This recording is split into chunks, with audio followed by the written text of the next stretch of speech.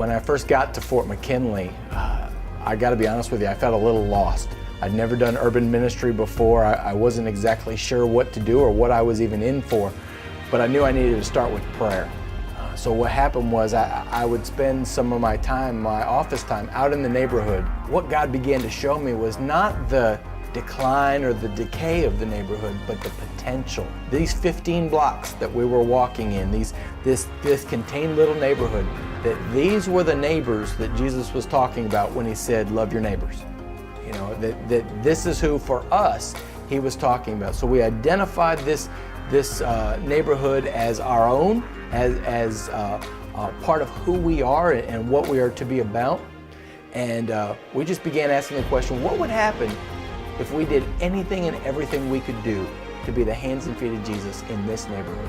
It was a simple thing. It really actually started with our prayer walks again, because our people were so passionate about ministry and mission that they asked me, Pastor Dave, as we pray, can we bring trash bags with us?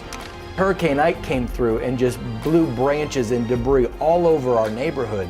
And so what we did was we saw that as an opportunity to come out en masse. So one day after church, I just announced to the congregation, cancel whatever lunch plans you have. I don't care if you're in high heels and good church shoes.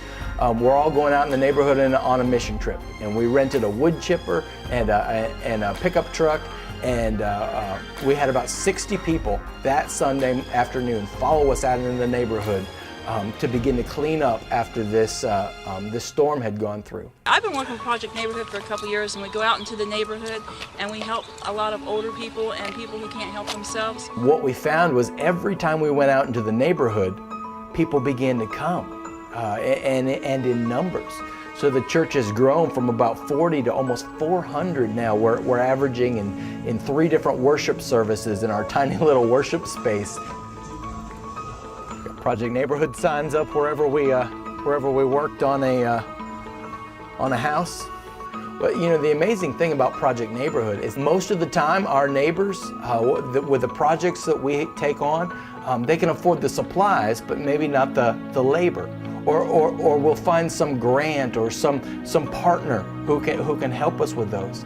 And so, you know, we've not spent a nickel of budgeted money on Project Neighborhood, but look at the impact it has had in the community. See, it doesn't take a large church or a bunch of talented people or a lot of money to be able to pull something like this off.